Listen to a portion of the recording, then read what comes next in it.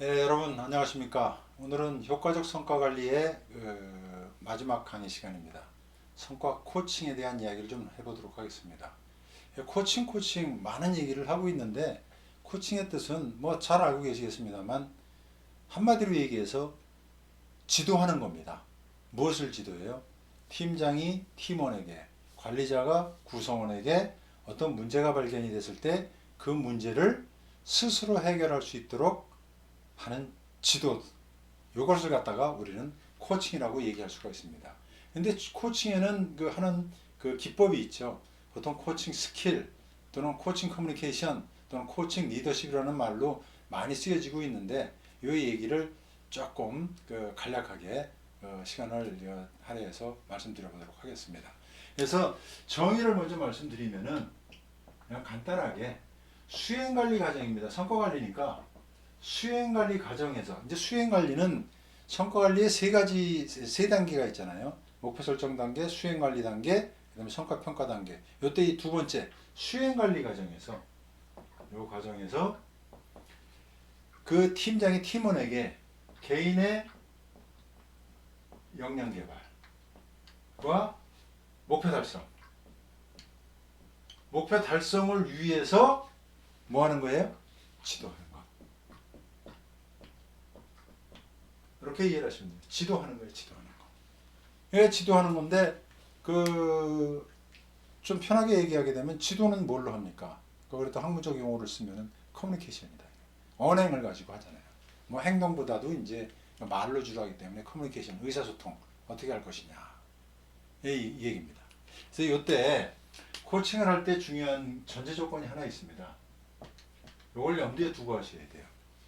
이게 효과적으로 성공을 하려면, 코칭이 제대로 이루어지도록 하려면은 전제 조건을 염두에 두셔야 되는데, 그 전제 조건이 뭐냐면 대상자, 코칭의 대상자, 우리 P코치라고 할 수가 있는데, 그렇죠? 대상자니까 P코치가 개인의 역량 개발 내지는 발전하고자 하는 의지가 있어야 돼요. 의지가.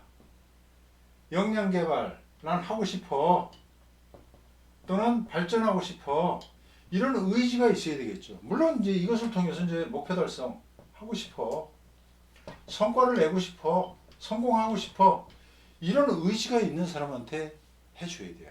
이런 의지가 없으면요, 받아들이지는 않습니다. 그러니까 이 받아들이기 위한 서로 상호 간의 관계가 어떻게 보면 굉장히 중요할 수가 있습니다. 이럴 때 이 관계, 코치와 피코치, 이건 대상자죠. 대상자. 우리는 이걸 팀장 또는 리더, 관리자, 여기는 팀원, 구성원, 이렇게 볼 수가 있죠. 이 관계에서, 이 사람 간의 관계에서 뭐가 평상시에 형성이 되어야 되냐면 신뢰관계가 형성이 되어 있어야 돼요. 신뢰. 이게 무척 중요합니다. 그래야 팀원 입장에서 팀장이 뭔가를 얘기를 하면 믿음이 가니까, 아, 나를 지도해 주려고 그러는구나, 나의 역량을 개발시켜 주려고 그러는구나, 이런 생각을 갖게 되는데, 이게 뭔가 지적하려고 하는구나, 어? 나한테 자꾸 이게 골치 아프게 일 시켜 먹으려고 그러는구나, 이런 부정적인 생각을 하면 안 되잖아요. 그러니까 이런 신뢰관계 형성되는 걸 우리 이제 보통 라포 이렇게 쓰는데, 라포 관계가 형성이 돼야 된다. 신뢰적 인간관계가. 예, 이런 걸 하기 위해서는 뭐 팀장은 팀원들의 평상시에 특성도 파악을 좀 해놔야 되고요. 특성 파악. 그럼 뭐 성격 진단 같은 것들 많이 하잖아요. 이 진단 같은 거를 통해서 특성 파악도 하고, 그다음에 심리적 그 상태, 이런 것들도 좀 이렇게 평상시에 파악을 해서 그 사람과의 관계를 굉장히 좋게 만들어 나가는 것, 이런 것이 중요하다라는 그 전제하에 여러분들이 성과 코칭을 해주시면 효과적일 거라고 보여집니다. 그래서 그 핵심적인 목적은 그 이 코칭 스킬을 이제 뭐 잠시 후에 말씀드리겠습니다만은, 어떤 목적을 갖고 있냐면 그 잠재 능력을 개발해서, 이제 팀원들의 잠재 능력을 개발이죠. 잠재 능력 개발. 요거를 위해서 스스로라는 게 있어요. 스스로 뭘 하냐면 사고하고, 스스로 생각하고, 팀원이. 두 번째, 스스로 행동하도록 함으로써 문제를 해결해 나갈 수 있는 주도적 인재. 그러니까 스스로 문제를 해결하니까 뭐예요? 창의적 문제 해결 능력을 키워주는 거예요. 스스로 생각하고 행동하니까 창의적으로 스스로 생각하니까 굉장히 창의적이 뛰어난 사람이죠. 창의적 문제 능력을 갖는 주도적 인재로 만드는데 이 목적이 있다라고 이해를 하시면 돼요.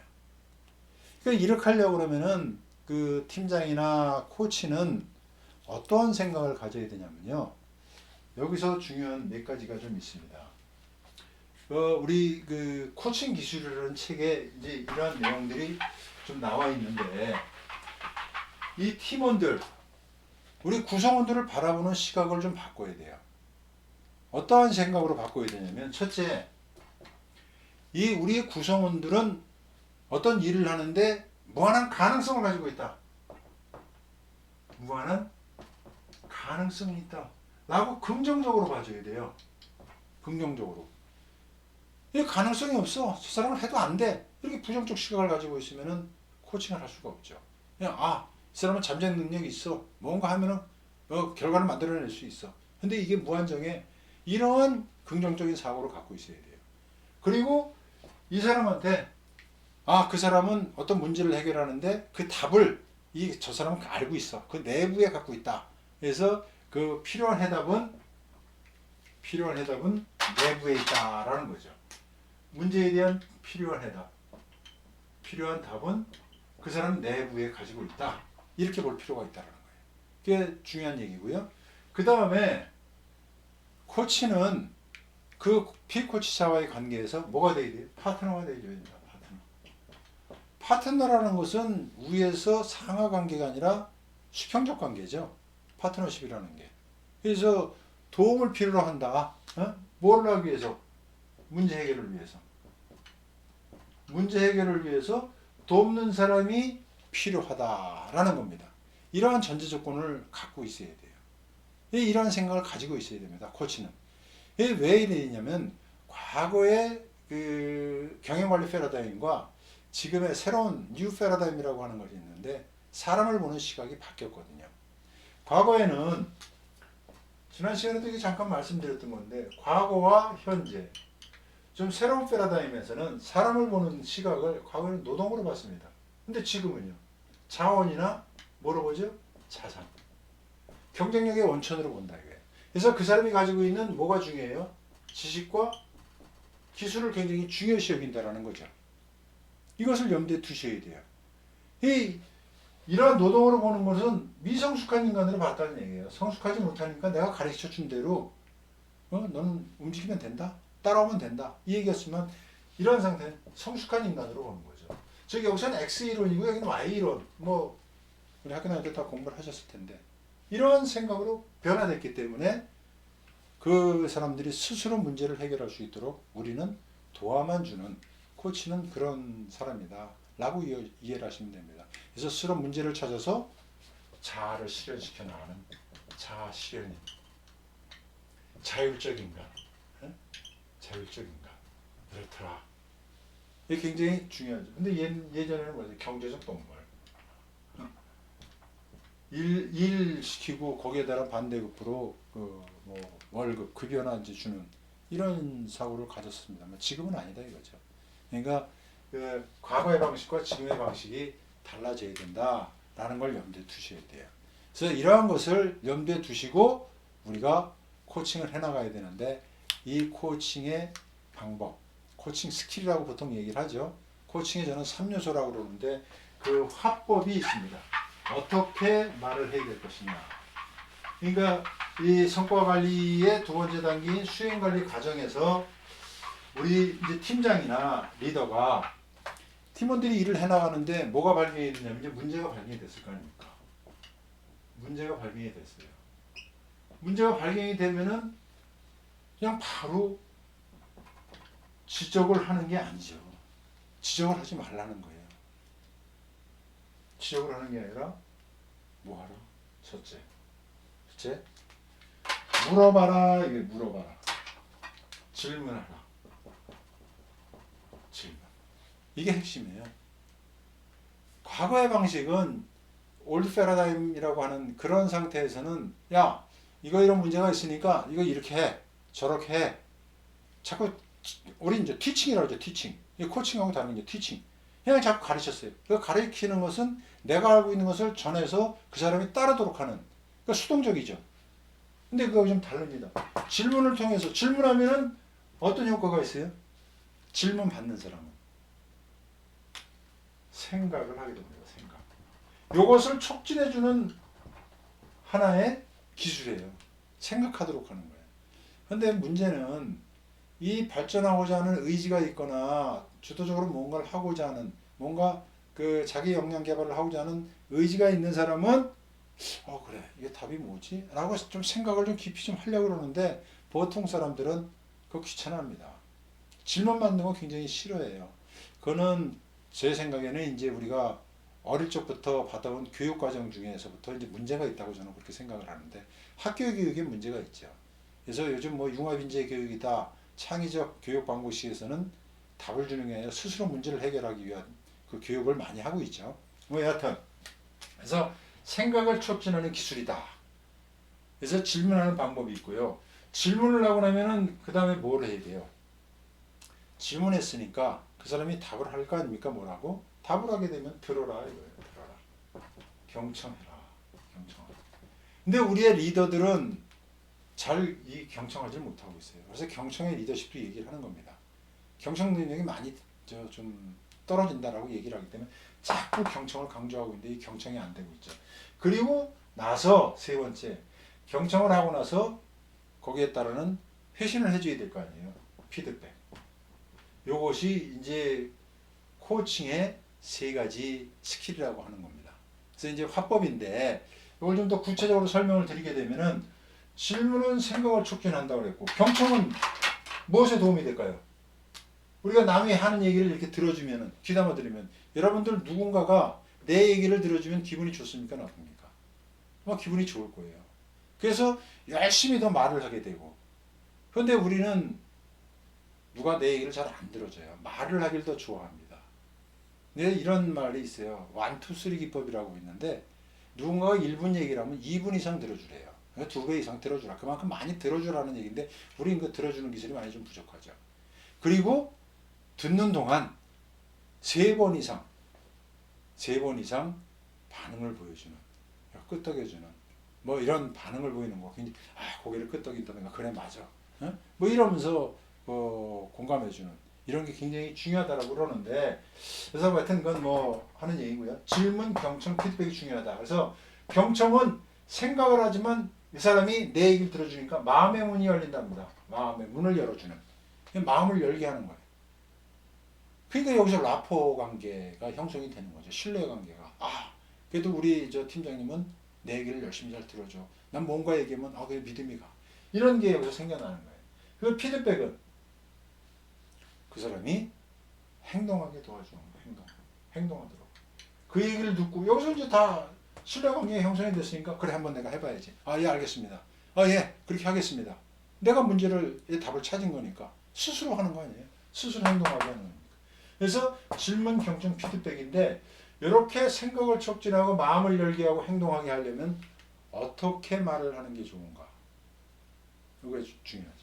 여기서 말을 할 때 말하는 방법은 뭐 개방적이다, 폐쇄적이다, 과거형이다, 미래형이다, 뭐 Y형이다, 하우형이다, 뭐 이런 식으로 표현들을 많이 하는데 우리 긍정적인 대답을 아니죠 질문을 하는 데 있어서 누군가가 생각을 촉진하도록 하려고 하면 어떻게라는 것을 구체적으로 생각해낼 수 있도록 그 다음에 그 원인도 왜 이런 문제가 생겼지? 라고 스스로 원인을 찾아볼 수 있도록 질문을 해야 돼요.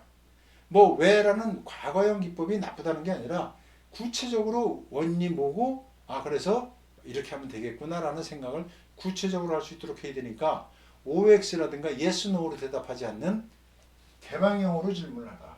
이걸 개방형이라고 그래요. 개방형.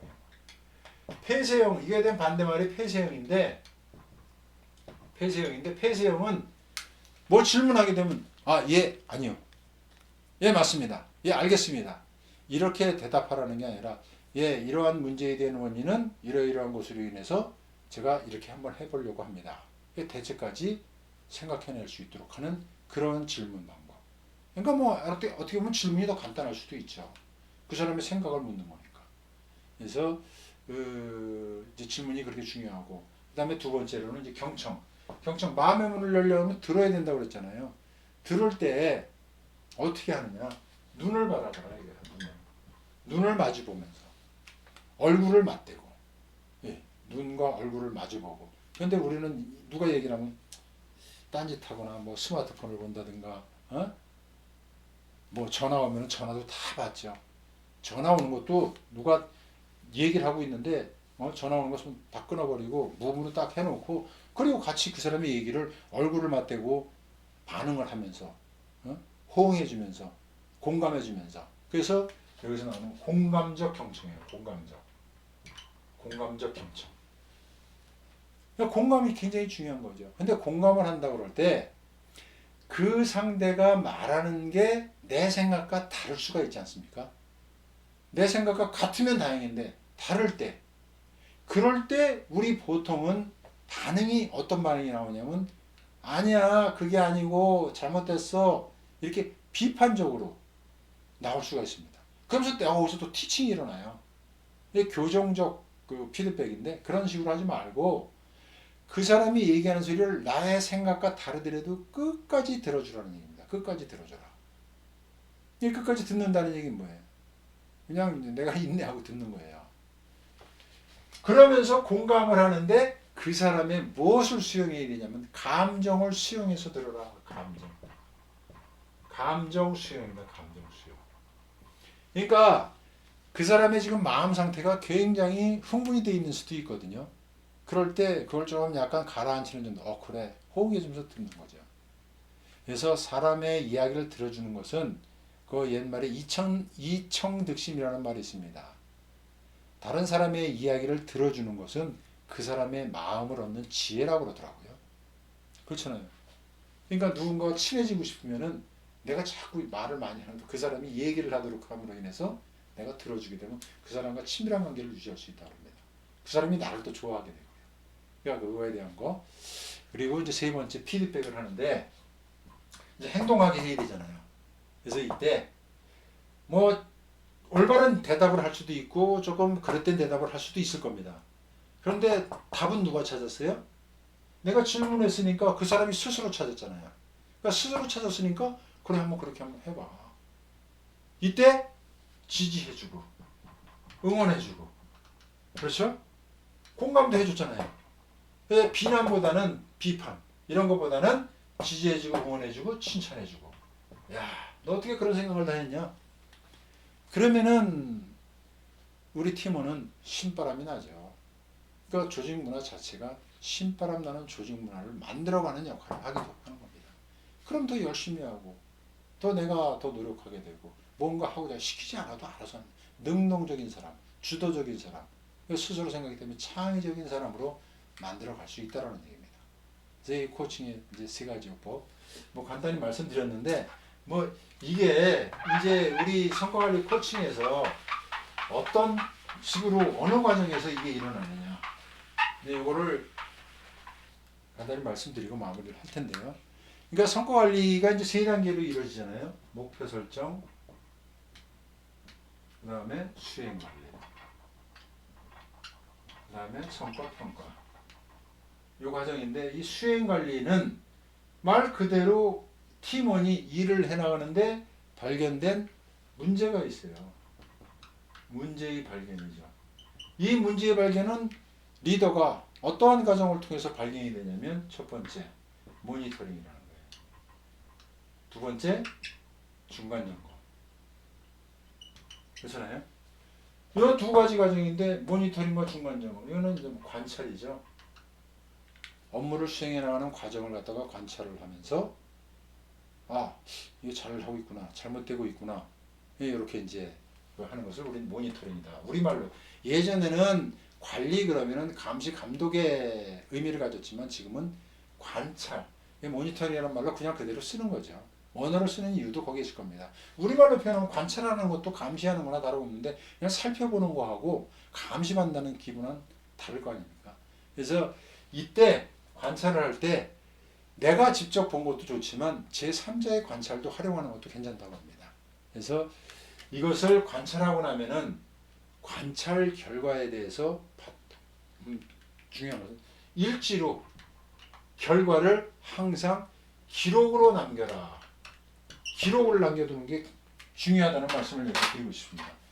이 기록이 왜 중요하냐면 성과 평가를 할 때 성과 평가의 객관적 자료예요. 객관적 자료. 뭔가 근거에 의해서 평가를 하는데 이 모니터링을 한 그 객관적 자료는 업적에 대한 것보다는 역량 평가할 때 굉장히 유용하게 쓰여진다라는 얘기죠. 유용하게 쓰인다. 그래서 이때 단순히 언행만 같은 거 이런 것만 기록하지 말고 그 해결 내용, 그다음에 변화된 거, 차이점, 어떻게 성과를 만들어냈는지 그 여러 가지 요인들을 갖다가 육하 원칙에 의해서 써달라. 육하 원칙에 의해서. 뭐든지 그렇잖아요. 어떤 일에 대한 그 과정이라든가 보고서라든가 뭐 하려고 그러면 언제 어디서 누가 무엇을 어떻게 왜라는 어떤 육하 원칙에 의해서 기록하는 거. 이것이 모니터링의 핵심입니다. 그래야만 그 나중에 성과 평가할 때 또 평가 피드백이라든가 이런 걸 할 때 굉장히 갈등 요인을 해소시킬 수가 있습니다. 그래서 저항 관리도 할 수가 있고 이게 중요하다는 말씀드리고요. 근데 이것을 우리 팀장님이라든가 이런 분들 잘 하기 싫어하거든요. 이게 굉장히 습관적으로 돼야 된다는 거 말씀드리고 일지에 대한 것은 양식은 뭐 임의적으로 만들면 됩니다. 이건 뭐 특별히 뭐 어떻게 저 있는 게 아니니까 자기 편리한 대로 쓰면 되고요. 중간 점검은 어떤 플랜이 있잖아요. 계획이 나오면 그 계획서에 의해서 이제 문서가 있는데 그 문서에 코칭점 같은 거를 기록할 수 있도록 그 란을 만들어서 뭐 이제 계획표가 이제 어떤 일을 하겠다 그러면 뭐 이제 나올 거 아니에요. 뭐 KPI도 있고 그래서 뭐 목표치가 얼마고 이렇게 나오면 여기다 비고랑 같은 거 만들어서 여기다가 코칭점 요때 계획 대비 실적이 좀 이랬구나. 그러니까 목표 달성 정도가 지금 중간 점검 단계지만 좀 부족하구나. 아직 잘 되고 있구나. 이런 것들을 갖다가 그리고 수단은 적당한지 제대로 하고 있는지 노력의 정도는 괜찮은 건지 뭐 이런 것들을 비고랑 같은 데다가 만들어서 이것도 기록입니다. 기록으로 해서 나타난 문제를 발견해 가지고 바로 코칭 스킬을 이용한 커뮤니케이션 스킬 세 가지 바로 던지는 거예요. 질문하는 겁니다. 핵심 질문, 경청, 피드백. 이게 성과관리 코칭의 핵심이다. 이런 말씀 드립니다. 그래서 이 점검할 때 미리미리 점검하고 관찰하는 게 중요하죠. 그리고 작고 사소한 일에도 그냥 지나치지 말고요. 내가 수행관리하는 성과관리자로서 책임을 다한다. 라고 이렇게 이해를 하시면 될 것 같습니다. 뭐 간단하게 성과관리 코칭에 대한 이야기 이 정도에서 마쳐볼까 합니다. 수고하셨습니다.